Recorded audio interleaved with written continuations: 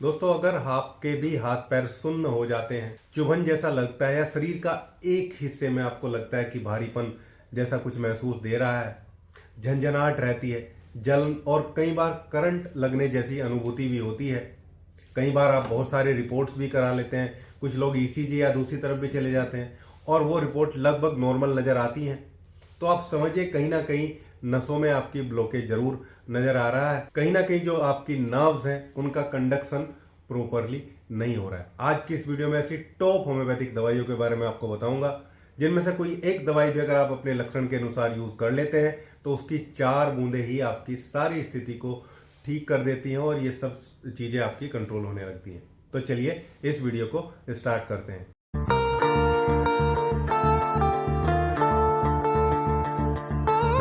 दोस्तों, हमारे nervous system से कुछ नर्व्स निकलती हैं, कुछ नसें हमारे सिर के हिस्से से निकलती हैं जिनको हम क्रेनियल नर्व कहते हैं, और कुछ नसें या नर्व्स एक्चुअली इनको बोलेंगे हम, जो हमारी स्पाइन के यानी कि रीढ़ की हड्डी के आसपास से निकलती हैं और हमारे सारे शरीर को पेरीफेरी को जो है वो नर्व सप्लाई यानी कि सेंसेशन प्रोवाइड करती है। इवन सेंसेशन लेना और वापस उनको मोटर सिग्नल लाने का दोनों काम ये हमारी जो स्पाइनल नर्व्स है, जो हमारी रीढ़ से निकलने वाली नर्व्स है, ये करती हैं।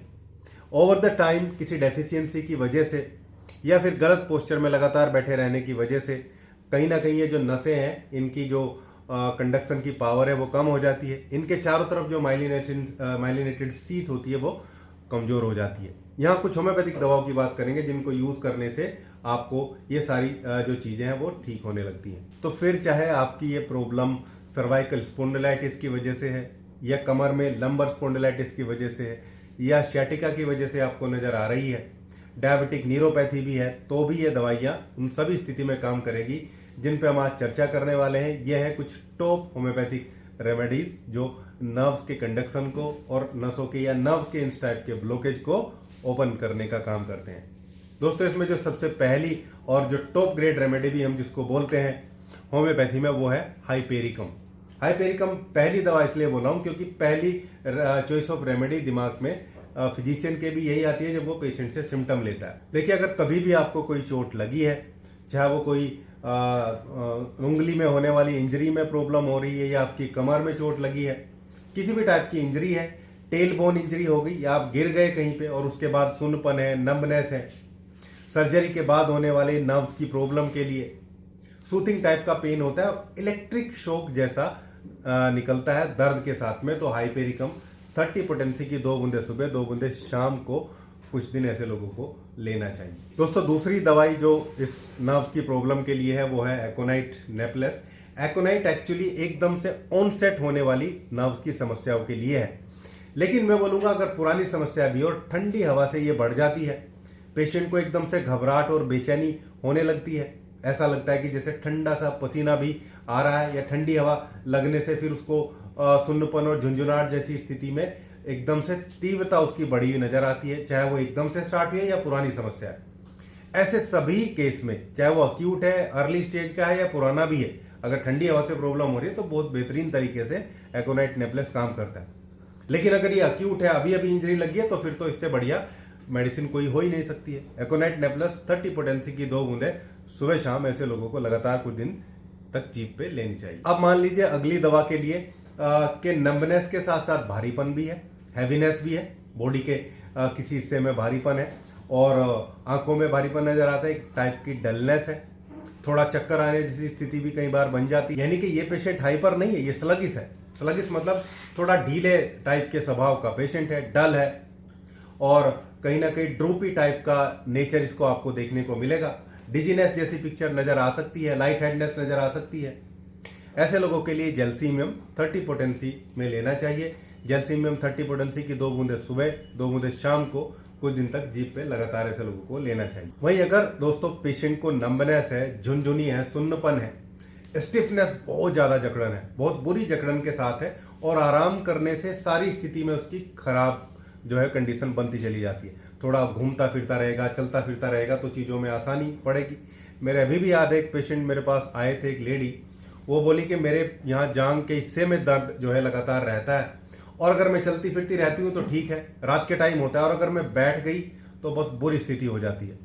मैंने रस्टोक 200 पोटेंसी में उनको मेरे ख्याल से 3-4 डोज ही दिए थे और 3-4 डोज में ही उनकी जो स्थिति है वो 70 से 80% तक मैनेज हो गई थी। बाकी और सप्लीमेंट और दूसरी चीज़ें देने से बहुत जल्दी ही वो ठीक भी हो गई थी।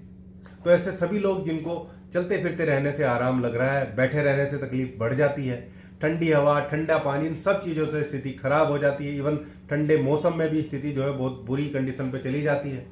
पेशेंट बोलता है कि कूलर में बैठने से या एसी में बैठने से ठंडी हवाओं में उसकी कमर में सुन्नपन, पैर में सुन्नपन, झंझनाहट और ज़्यादा बढ़ जाती है। यानी कि वो कूलर छोड़िए, पंखे में भी नहीं लेटने की स्थिति में रहते हैं। तो रस्टॉक्स ऐसे लोगों की बहुत बढ़िया रेमेडी है। रस्टॉक्स शुरुआती अवस्था है, बहुत पुरानी कंडीशन नहीं है, तो रस्टॉक्स 30 पोटेंसी की 2 बूंदे सुबह, 2 बूंदे शाम को जीभ पे सीधा डाल देंगे।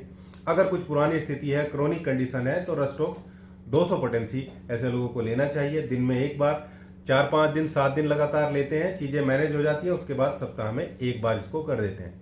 लेकिन ड्रग ऑफ चॉइस ऐसे केस में रस्टॉक्सिस सबसे बढ़िया रहता है। दोस्तों, नेक्स्ट जो दवाई है वो है जब प्रोग्रेशन बहुत स्लो है और वीकनेस बहुत ज़्यादा है, बहुत ज़्यादा कमजोरी है, धीरे धीरे प्रोग्रेशन हो रहा है नसों की प्रॉब्लम का, साथ में शरीर के एक हिस्से में कमजोरी ज़्यादा है दूसरे हिस्से के मुकाबले में। वो फेस में भी हो सकती है, हाथ में भी हो सकती है, या पूरी एक साइड की बॉडी में भी हो सकती है। एक तरफ बॉडी ज़्यादा अफेक्टेड नजर आती है, पेशेंट इमोशनल है, सेंसिटिव है, जकड़न रहती है शरीर में, इवन पूरा दिन ही वो जकड़न जैसी कंडीशन में पड़ा रहता है, इवन पैरालिटिक नंबनेस है, तो भी ये रेमेडी काम करती है। रेमेडी का नाम है कोस्टिकम 30 पोटेंसी की 2 बूंदे सुबह, 2 बूंदे शाम को कुछ दिन तक ऐसे लोगों को लेना चाहिए। जब चीज़ें इंप्रूव हो जाए तो कोस्टिकम 200 पोटेंसी सप्ताह में एक बार कुछ दिन तक उसको दे सकते हैं। दोस्तों, आज की वीडियो की जो लास्ट रेमेडी हमारी है वो कालमिया लोटिफोलिया। एक्चुअली पेन अगर ऊपर से नीचे की तरफ रेडिएट करता है, दर्द के साथ में नमनेस भी ऐसा ही लगता है कि जैसे नीचे की तरफ एक करंट की जैसी स्थिति फ्लो हो रही है, जैसे गर्दन से लेके हाथ की तरफ जो है वो सूथिंग टाइप का पेन निकलता है, या पीछे बैक से लेके नीचे लेग तक भी निकलता है, तो भी दोनों स्थिति में नंबनेस है, सूथिंग टाइप का पेन है। लेफ्ट साइड थोड़ा सा ज़्यादा इफेक्टेड नजर आ सकता है, खासकर सर्वाइकल की कंडीशन में बहुत बढ़िया रेमेडी ये जो है नजर आती है कालमिया लोटिफोलिया। बहुत बेहतरीन इंपैक्ट हमने इसके देखे हैं। 30 पोटेंसी में 2 बूंदे सुबह, 2 बूंदे शाम को ऐसे सभी लोगों को जिनको इस टाइप की प्रॉब्लम है आप दे सकते हैं। तो दोस्तों, अगर आपको भी नस या नर्व से रिलेटेड प्रॉब्लम है, सुन्नपन, झुंझुनाहट, कमजोरी के साथ ये सिम्टम नजर आते हैं जो मैंने आपको बताए हैं, तो इनमें से कोई भी एक दवाई जो आपके सिम्टम के साथ मैच होती है उसको कुछ दिन आप लीजिए और आपकी स्थिति पहले 2 से 3 दिन में ही बेहतर होती चली जाती है। उम्मीद करता हूँ वीडियो आप लोगों को अच्छा लगा होगा। वीडियो अच्छा लगा तो वीडियो को लाइक करिएगा, शेयर करिएगा और चैनल को सब्सक्राइब जरूर करिएगा। Thank you.